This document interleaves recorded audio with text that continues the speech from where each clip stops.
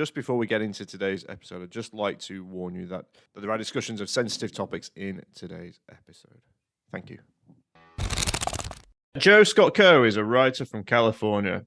In Mass, a sniper, a father, and a priest, published by Pelekinesis Press, Joe uncovered some of the more untold aspects of the man who killed his wife, mother, and then 15 other people on the University of Texas campus in 1966. Known as the Texas Tower Sniper, Charles Whitman's act shocked America, and, in Joe's words, this was before mass shooting became part of our weary vernacular. Joe joined me on the Rippling Pages then to discuss that book, and she said in that interview that she was working on an account of Kathy Leissner, Whitman's wife. Well, now she's here to talk about that book.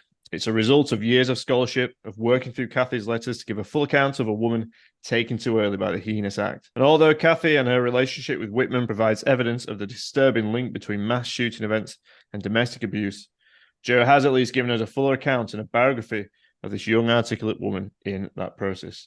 Joe, thank you very much for coming back to the Rippling Pages, my first returning guest.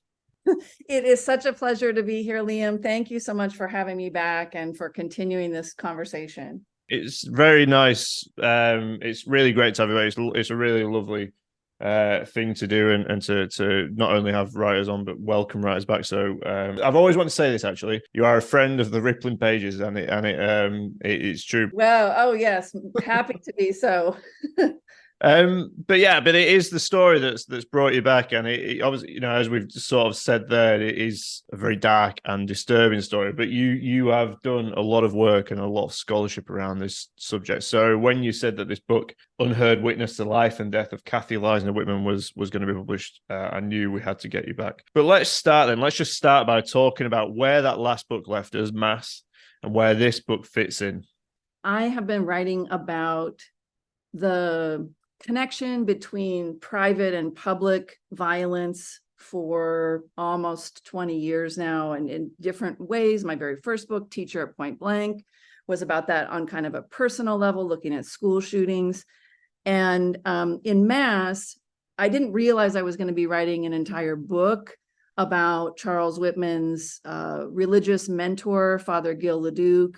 I had found an account about how he had this mentor, and the mentor was interviewed by the FBI. And then again, as a Catholic by tradition, I started noticing other things and started realizing this was a murkier story. So really what I was doing in that book was I had to do more to trace this kind of these warping influences in the shooter's life and Charles Whitman's life from a very young age, both inside his family of origin, which was abusive, very violent father, and also inside his the religious context and the religious ritual that he grew up with, which was also had misogynistic elements, had ritualized violence in it. And then, of course, after my book was published, where this priest had served, named Leduc as credibly accused of abusing children. So we have an abusive father, and we have a credibly accused abusive priest mentor. So inside that process, I met one of Kathy Leissner's surviving brothers. We talked about the wedding and the fact that it was a mixed marriage between Protestant and Catholic. And so as we began working together and talking together, and he wanted Kathy's story to be heard, and he started sharing letters with me. And so, his goal really was that he wanted his sister to be seen in 3 dimensions. He wanted her perspective to be respected and recognized. And so in Unheard Witness, then looking at this full archive, which is approximately 600 discrete documents, multiple authors, we really get Kathy's perspective as an author, as a reader, and lets us see how living with this kind of a partner herself took its toll over and over again. Thanks, Joe. And yeah, there's so much going on in this story, and there's so many different ways in whether you kind of look at it from a sociological viewpoint, whether you look at it from a kind of a reportage viewpoint. But this book is about all those things as well, isn't it? But it's about Kathy, and her relationship with Charles, who the Texas Tower shooter. Who is Kathy, and why is her story important? That's a wonderful question. So Kathy grew up in a small farm town in Texas. She had 2 college-educated parents. who were working, prosperous people. Her mother was a teacher who worked outside the home as well as inside the home. Her father was a rancher. And she was a vibrant, socially intelligent, conscientious, hardworking young woman. And she was very motivated to go to college. She entered the University of Texas in 1961. The book offers a portrait that asks us to say, wait a minute, let's look at the way this perpetration unfolds, as opposed to, well, this person was going to be a victim, or, well, this person, it must have been her fault that she was, like that, you can't win. The thing that comes through so much, or came through so much to me in reading her letters, was her agency. And often when we're looking at stories of abuse, we only focus on the victimization, and we have no way of preserving sometimes, or we are less interested in the survival mechanisms, the help-seeking behaviors, and the ways in the day-to-day that people who are living with this are trying either to make it better, to just get through to the next day, or to get out. And that's also really, really powerful in this archive. But I was speaking at the University of Texas at San Antonio yesterday, and a young Latina woman who's a social worker came up to me, and she was talking about the work that she was doing. And one of the things she said was, I look at this story and I think about, if Kathy's story is buried, how can the stories of the women that I'm working with the most now, how do they get out? How do they get documented? And this is the questions. Well, let's have a look at the source of Kathy's narrative, and the letters that she wrote, and all the correspondence that she wrote. I just wonder if you could tell us about the access to these, and then how they formed the scholarship of this book.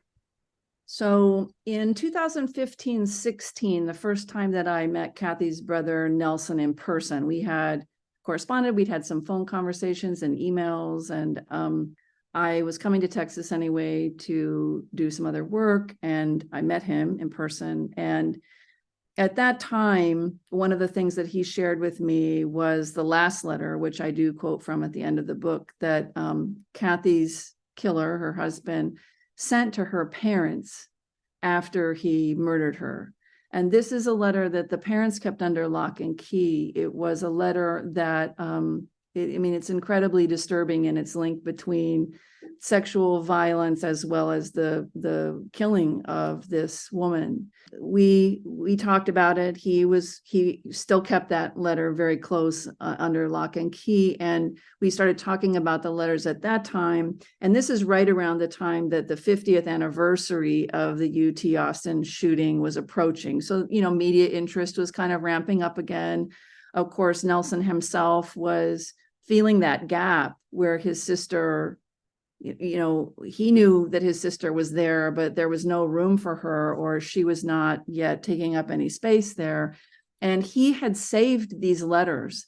They were almost destroyed by accident, left out by the trash, by another relative. And Nelson wasn't quite sure. Even as a 20-ish year old young man, needed to keep them. Like he kept them and told his mother that he kept them. And once we kind of were working together, he said, I would like something to be written about Kathy for the 50th anniversary. And so he sent me that first sample, which was just over 200 letters. And then after the article came out, Nelson was I think he was very moved and very gratified to see that now people were looking a little bit more at what her experience was like. And opening up that part of the conversation. And so as we kept talking, and I was still writing about the letters, and I realized that the letters deserved more than an article, that they were a substantive sample. And Nelson had always shared with me that there were more.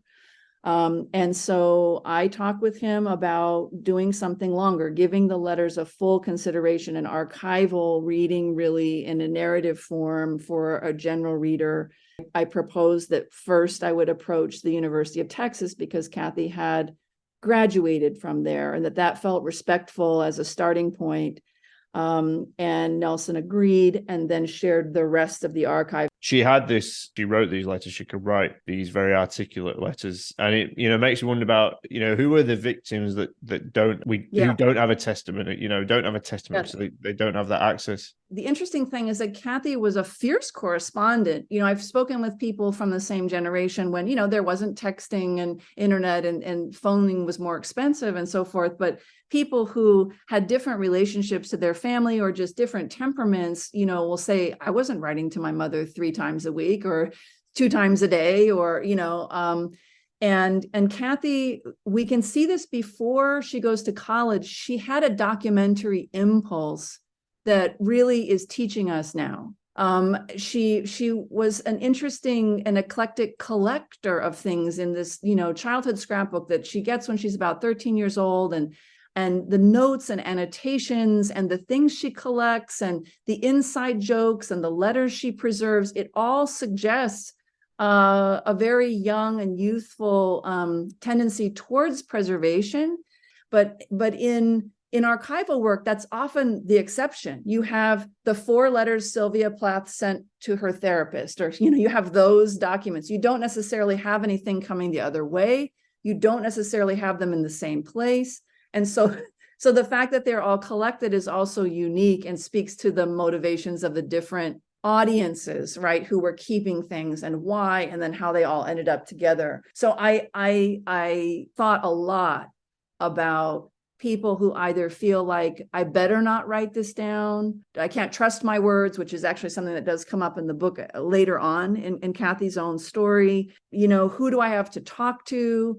She knew she had an audience in her mother. And when she's talking with her mother in her letters, I think that always inside there's a sense with Kathy that, as with many young writers, I teach writing, as you know, writing is a way of teaching yourself. And Kathy seemed to have that sense of authorship, even when she really was in so many over and over again attempts talking with her husband, falling on deaf ears. He just could not absorb what she was teaching him, but she was trying. She was making those attempts to break through.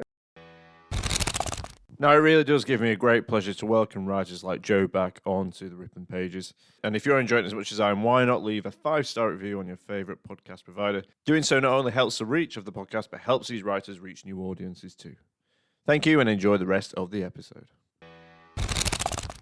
It's such an interesting, series of documents, I guess, in one way. But the whole thing, is sort of this epistolary narrative that's been developed that's been written by Kathy by virtue of the letters. And the thing about, the book is, I don't want to take away from the story by any means, but the book is a kind of literary, it's a literary thing. It's all about someone's writing. It's all about inferring what somebody's trying to say. It's all about trying to find meanings and subtext and evidence for that on some level. And like books and like anything, like any narrative, if it's written down, it can be edited by the individual. The last time we spoke, we discussed a lot about cover-ups, but that was cover-ups in a different way, particularly around the life of the priest Leduc. But there's different kinds of cover-ups here in the fact that we have, I don't call it cover-ups in the sense of a kind of a big act, but there's things that are not been told completely by all parties in this. But did you ever see, and in doing this then, so you've kind of got these letters and you're looking at them and you're trying to you're figuring out what's happened. Did you ever feel like you were overanalyzing? Did you ever feel like you were imposing a certain reading on what had happened or what was happening to Kathy? Well, so similar to Mass, so I had to be educated myself. That I could not just take a hot take, and say, well, nothing to see here. She seems lovely. I'm sure it was sad, or, well, he sounds kind of nice. And, in November of 1963, I don't know what the problem is. Like, I had to be educated about the case study research. I had to educate myself. So here I am. So I'm doing this journalistic archival work, But I had to understand how to read what I was looking at, because we know the end of the story. He murders his wife in her bed, the bed that they share together. And so I had to be educated. So I had to learn. And I was already familiar, because this is not exactly, my first time talking about this, but I had to read case studies and research about coercive control. So that means Evan Stark, who's one of the forerunners of that. But also, even in the UK, you have Jane Monckton-Smith, who is a prominent researcher now and a homicide specialist, and who has worked on kind of an 8-stage homicide timeline as an investigator. Like, these things are not like Joe's clever ideas. And so I know you asked about the use of, sometimes I will say it's a textbook example. That's not like my theory of it. It's applying what we can see. So just in terms of thinking from the writer's perspective, writers are always filtering. There is no way we're kind of stepping outside of the history and like offering some kind of an objective view. Anyway, I'm very transparent about what it is that I tried to learn to be able to see and hear. And my book really is, it's resisting a narrative that was already imposed, which was, there's nothing to see here. I mean, the grand jury says, well, this was an individual who went berserk without any warning to his family or friends. That's an official document. And that kind of thing, this becomes part of the lore and part of a way of talking about it. And so there's a narrative wall that this book is up against. So I had to see the wall. I had to understand the wall and study the wall. And I also had to be educated about, what does abuse look and sound like in these kinds of circumstances. I had to learn about how victims themselves will describe in a kind of code for themselves or respond to, Charles Whitman talks about sexual assault. He talks about hitting his wife in a car. And she will make explicit reference to those incidents without saying it. This is a very common strategy that abuse victims will use, which is to glancingly reference the incident. But there's almost a kind of sense of, as a coping mechanism, I'm going to take your word for it that this will not happen again, that it's going to be better, and so forth. We have to be more literate about that as readers as well as writers.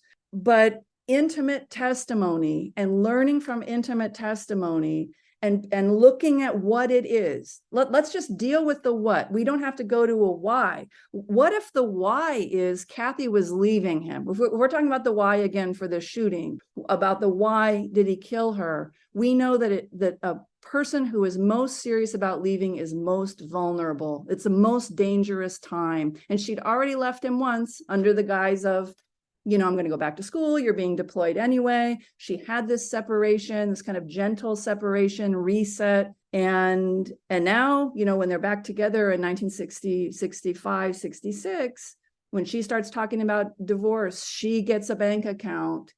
What was happening as being bad enough. And one of the things that haunts me is that he could have killed Kathy and we would not know her name, which is the story of thousands and thousands and thousands of women. I mean, the UN statistics right now are something like 45,000 women and girls are killed by intimate partners or family members in a year. And that's like 5 women an hour. What do you think the way that you've chosen to do it, how do you think that tells the story that you're trying to tell? What I was thinking was, the letters need to be preserved. We have to open up a door to the story, or to a story inside here that we can't see. And narrative is a way to do that. And Kathy's voice is central to that narrative.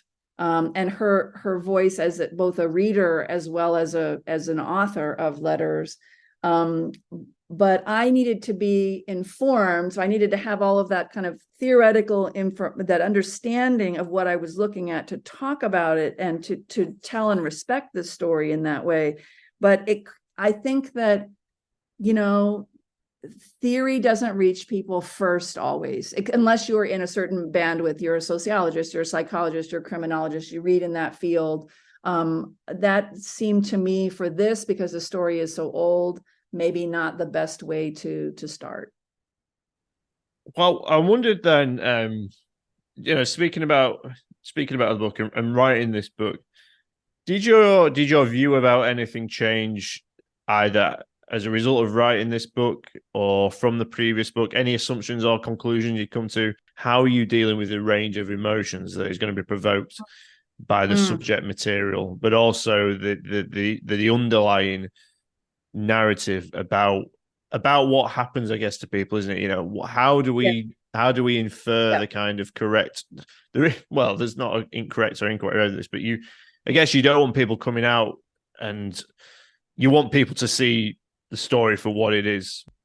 Yeah, I mean, I would say the thing that was really hard, to go back to the pandemic, was that I was working on this during the pandemic.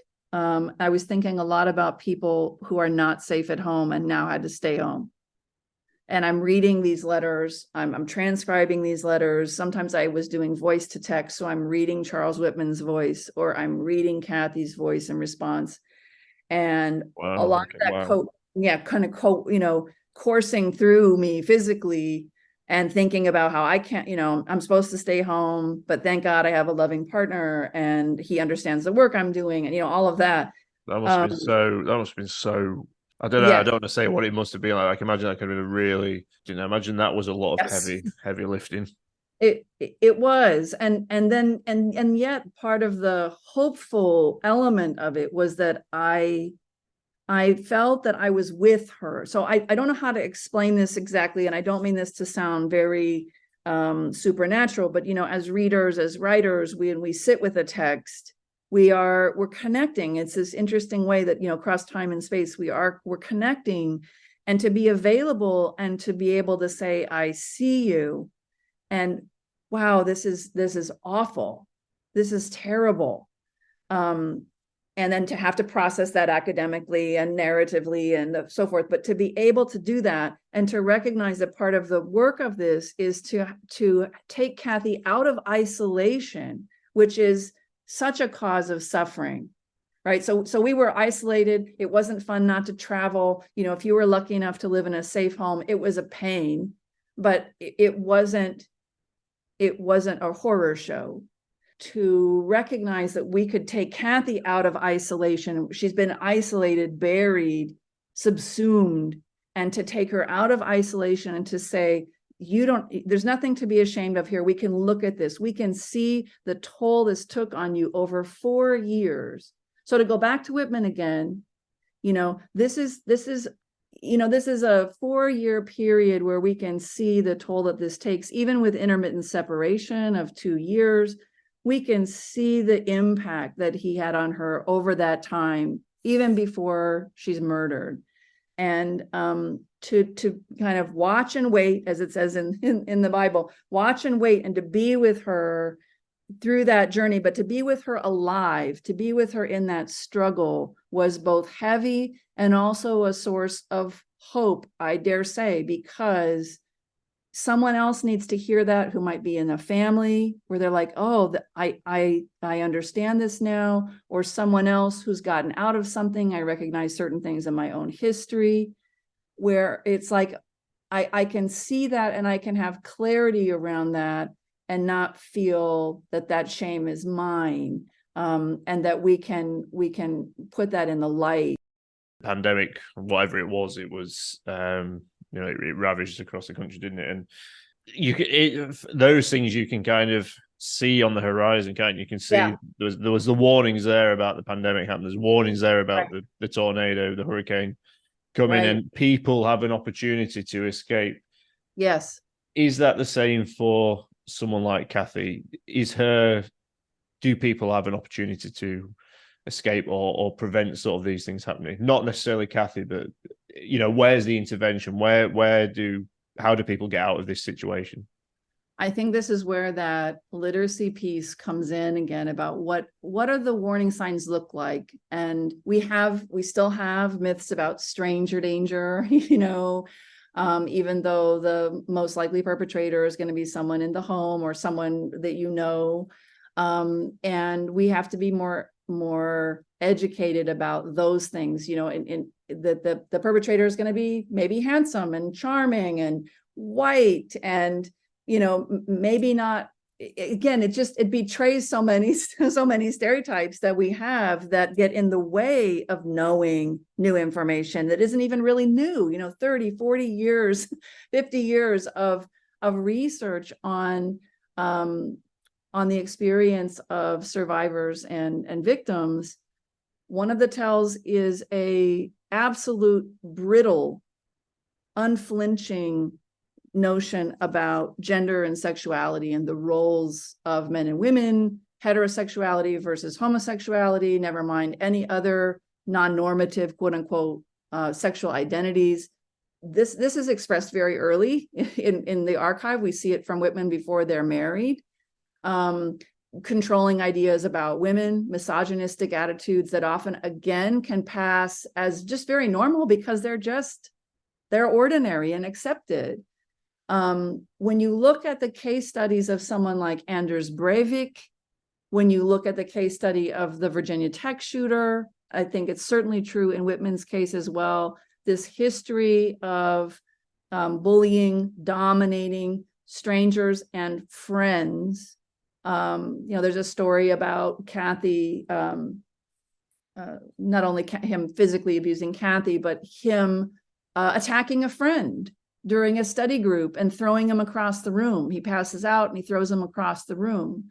We know that strangulation for fun as a show of force is a sign of someone who is likely to be violent and homicidal, especially at home. So there are lists like there again. Monckton-Smith is wonderful because she has really studied these 8 stages, these things that we can see in kind of a chronological order. And I think that I think part of the block, maybe, Liam, is that and I'll speak now from the US perspective, but it feels like we just feel like, well, that's someone else. It's always someone else. And in my own history, and this is something that's very moving about talking with Kathy's brother, I have had the awful awakening of learning that I didn't just know the victim, but I knew the perpetrator of intimate abuse. That is something I think we kind of really struggle with, because it's easy if you say, well, I knew the victim, and so forth. But what if the perpetrator is your brother or your good friend that you thought you knew, and so forth. So that, again, that's kind of a wall that we have to see in ourselves. And I know I've confronted that personally too. I just wondered if you wanted to sort of move, towards the end, just thinking about who Kathy was as a person and what you want people to remember, Kathy by. She was obviously subject to some abuse and some awful things and, a premature death. But she had a family, she had a life, she had interests, she had an education. What is it, what would you like people to take away about Kathy Leissner? I would say, number one, Kathy was a person who liked people. She, as I've said before, she liked to document things. She loved to talk. All of the treatment that she endured, suffered, pushed against, resisted in her own way, in her time, is evidence of that hope that it can be better. I don't really deserve this, but I don't know how I'm going to get out, but it can be better. And she was a survivor until she was not, until her voice was cut short, who was seeking an understanding from someone, if not her partner, and healing. And that was denied her. And I think it's important to see her as that person who smiled in pictures, who would buy earrings for friends just because, who would roll the neighbor's hair or babysit a classmate's new baby, who would help you with the shopping. And we can show up for her now and for Kathy's everywhere, who are afraid to let us know that they are suffering. And she wasn't only suffering, she was living. And I think that's where I would leave it. Well, it's thanks to you, Joe, that we have that. We can do that now. We can do that on some level, can't we? Thanks to your book. Thank you, Joe, for coming on. The Rippling Pages, Unheard Witness, The Life and Death of Kathy Leissner Whitman is out now. But for now, Joe, thank you very much for joining me on the Rippling Pages again. My pleasure. Thanks for having me. Big thanks again to Joe for coming back on the Rippling Pages. And of course, my biggest thanks to you as well for listening. Join me next time when there'll be another great writer discussing their work on the Rippling